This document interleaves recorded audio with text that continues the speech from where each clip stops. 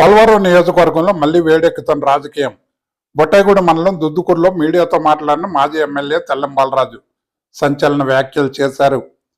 ఇద్దరు కూటమి నాయకుల ఫోన్ సంభాషణలో ప్రస్తుత ఎమ్మెల్యే చిర్రి బాలరాజుపై 100 కోట్ల అవినీతికి సంబంధించి సంచలన ఆరోపణలు చేస్తున్న నేపథ్యంలో వారిని ప్రశ్నించకుండా చిర్రి బాలరాజు తనపై వచ్చిన ఆరోపణల నుండి తప్పించుకోవడానికి నాపై బురద జల్లే ప్రయత్నం చేస్తున్నారని ఆరోపించారు. నా జీవితం ఓ తెరిచిన పుస్తకం లాంటిదని, నాకు ఈ నియోజకవర్గంలో ప్రజలు 4 సార్లు ఎమ్మెల్యేగా పట్టం కట్టారని పేర్కొన్నారు.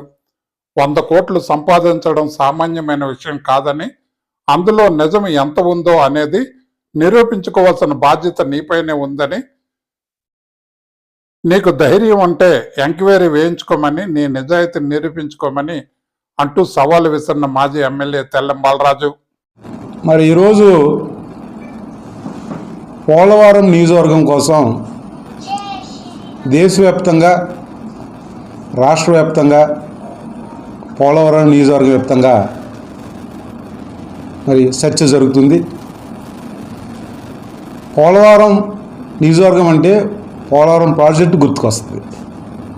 కానీ ఈరోజు పోలవరం నియోజకవర్గం అంటే అవినీతికి, అరాచకానికి చిరునామాగా మారింది. ఎందుకంటే ఇద్దరు కూటమి అగ్రనాయకులు ఫోన్ సంభాషణ జరగడం, ఆ ఫోన్ సంభాషణలో ప్రస్తుత ఎమ్మెల్యే చిర్రి బాలరాజు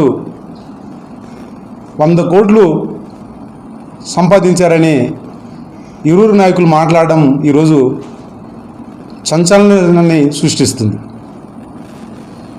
ఈ ఆరోపణల మీద చిర్రి బాలరాజు మాట్లాడకుండా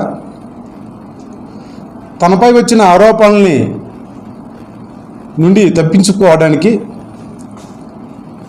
ఈరోజు అకస్తో ఈరోజు నా మీద కూడా చిర్రి బాలరాజు ఆరోపణలు చేస్తున్నాడు. ఈరోజు వారి కూటమి నాయకులే ఫోన్ సంభాషణలో మరి ఆయన యొక్క 100 కోట్ల విషయాన్ని బట్టబయలు చేశారు. ఆ కూటమి నాయకుల్ని మరి అడిగే దమ్ము ధైర్యం లేదో ఏంటో కానీ తెల్లం బాలరాజు మీద పడ్డాడు ఆయన. తెల్లం బాలరాజు బండారం బయటపెట్టడానికి నువ్వేం బండారం బయట పెట్టక్కర్లేదు. నా బండారం అంతా కూడా ఈ పోలవరం నియోజక ప్రజలకు అందరికీ కూడా తెలుసు. ఒకసారి కాదు 3 సార్లు నన్ను ఎమ్మెల్యేగా చేసిన ప్రజలు. నా కుటుంబం 40 సంవత్సరాల రాజకీయ కుటుంబం, నేపథ్యం ఉన్న కుటుంబం నాది. నా తండ్రి కీర్తిశేషులు తెల్లం చిన్నవడ్డి గారు వార్డు మెంబర్గా ఇక్కడ పనిచేశాడు, ఉప సర్పంచ్గా పనిచేశాడు, సర్పంచ్గా పనిచేశాడు, ఎంపీపీగా పనిచేశాడు, జడ్పీటీసీగా పనిచేశాడు. 1989లో ఎమ్మెల్యే కూడా పోటీ చేశాడు. ఆయన స్ఫూర్తితో నేను రాజకీయాల్లోకి వచ్చింది. దివంగత నేత రాజశేఖర్ గారి యొక్క స్ఫూర్తితో, ప్రోత్సాహంతో నేను మొదటిసారి 2024లో ఎమ్మెల్యే అయింది. ఆ రోజు నుంచి ఈ రోజు వరకు కూడా నేను ప్రజా జీవితంలోనే ఉన్నాను. నా స్థితి, నా పరిస్థితి ఈ పోలవరం నియోజకవర్గంలో ప్రజలందరూ కూడా తెలుసు. నేను ఎలాంటి ఉండి, నా వ్యక్తిత్వం ఏంటి, నేను ఏ విధంగా ఉన్నా అనేది కూడా తెలుసు. అందుకనే ప్రజలు కూడా నాకు పెద్ద ఎత్తున మ్యాండేట్ ఇచ్చుకుంటూ వచ్చారు. అంత దమ్మున్నాం కాబట్టి నేను ఉప ఎన్నికకి వెళ్ళాం కానీ నన్ను ప్రజలు ఆదరించారు. ఈరోజు చిర్రి బాలరాజు గారు ఎమ్మెల్యే గారు అవాకులు చవాకులు మాట్లాడుతున్నాడు. ఎందుకంటే ఆయన సూటిగా నేను అడుగుతున్నా, నీ మీద ఆరోపణలు చేసింది మీ కూటమి నాయకులు, మీ ఆగ్ర నాయకులు, మీ కూటమి నాయకులు.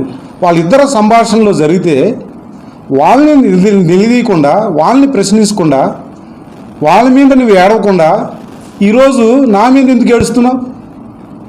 మధ్యలో నేనేం చేశాను? మధ్యలో నాకేం సంబంధం?